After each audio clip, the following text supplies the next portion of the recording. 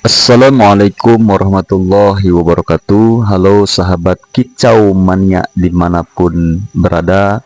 Kembali lagi bersama peternak burung abal-abal murai batu. Oke, buat teman-teman semua. Ya, sengaja saya bikin konten yang judulnya ataupun nama akunnya itu peternak abal-abal, karena ya saya juga masih amatir, saya juga masih belum paham dengan perawatan burung murai batu.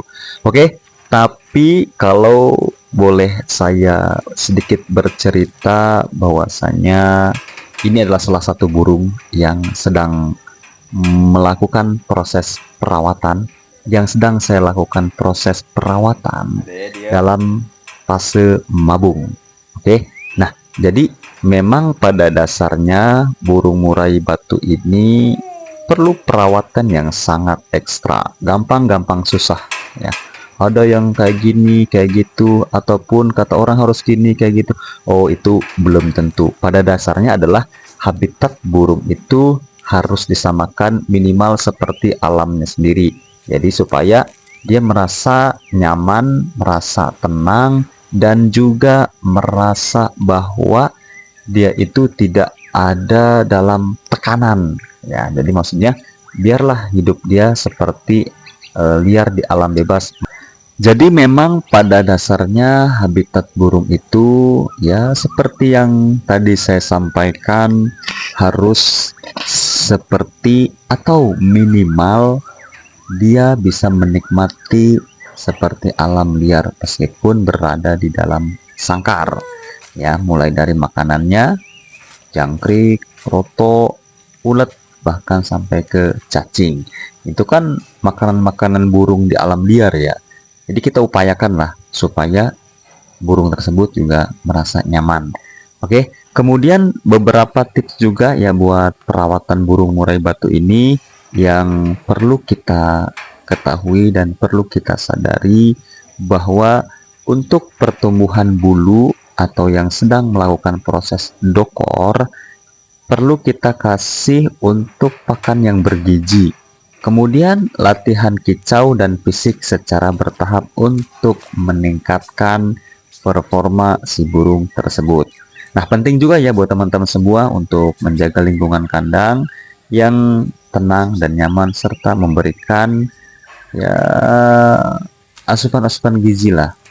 Jadi buat teman-teman semua, tolong diperhatikan mulai dari pakannya, kemudian konsistensi pada saat melakukan pemberian makanan terhadap burung kita. Ya, jadi contohnya seperti apa sih?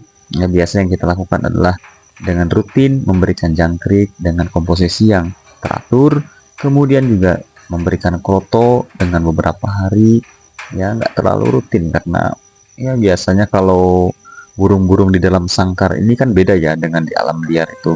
Kalau terlalu banyak kroto juga dia malah timbulnya birahi.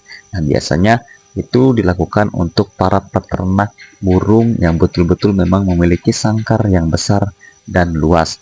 Kemudian juga ya kalau udah dokor itu kita minimal memandikan burung tersebut dalam 1 minggu bisa 2 kali ya. Jadi supaya apa? Supaya burung tersebut melakukan perapihan bulunya itu dengan sempurna ya, selain pemandian secara teratur, kemudian juga penjemuran dengan secara rutin setiap pagi untuk membantu murai batu mendapatkan vitamin D dan menjaga kesehatan ya. Jadi bukan hanya manusia saja, tapi burung pun kita perlu cahaya atau sinar matahari yang masuk ke dalam tubuhnya. Oke, buat teman-teman semua, kemudian selain itu juga latihan dan pemulihan. Latihan kicau nih terutamanya buat teman-teman semua.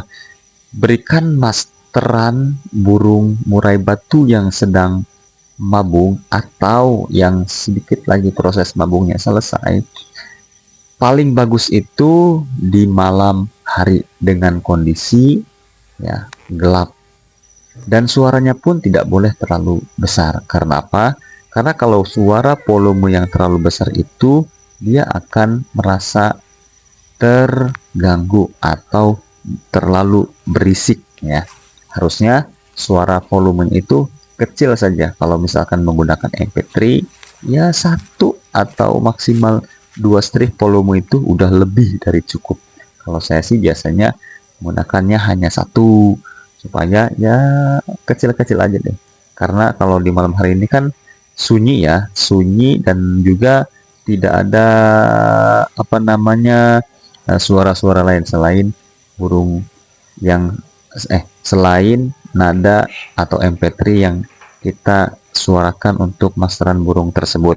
Oke, ya jadi seperti itulah buat teman-teman semua, semoga bermanfaat. Oke, oh satu lagi sorry. Jadi burung saya ini ya karena saya ini sangat pemula, agak sulit ya, agak sulit untuk ngimbanginnya. Ya ini sharing saja sih ya buat teman-teman semua, nih tambahan aja dari konten saya ini. Jadi burung saya ini awalnya memang ya sudah terbiasa mandi di keramba seperti yang teman-teman lihat seperti ini ya.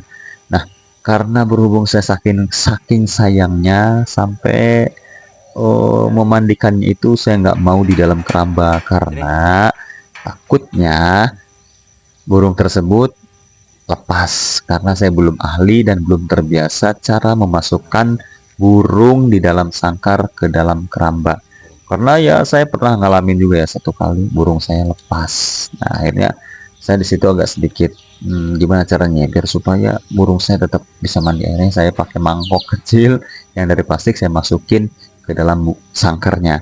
Nah, karena lambat laun burung saya ini udah terbiasa mandi di dalam sangkar, pada akhirnya ini agak sedikit sulit ya untuk mengawalinya kembali supaya burung saya ini bisa kembali normal seperti biasanya, bisa mandi di dalam keramba. Nah, makanya nih bisa teman-teman lihat sendiri ya, dia agak sedikit kayak kebingungan, ini apa lagi nih, biasanya dia mandi. Tapi kalau misalkan kalau saya udah kasih mangkok ataupun tempat yang di dalam sangkarnya, dia akan buru-buru turun dan masuk ke dalamnya. Nah, kalau buat teman-teman semua ya punya cerita dan sharing seperti apa aja sih untuk masalah murai batu ini dan kesulitannya apa aja sih ya.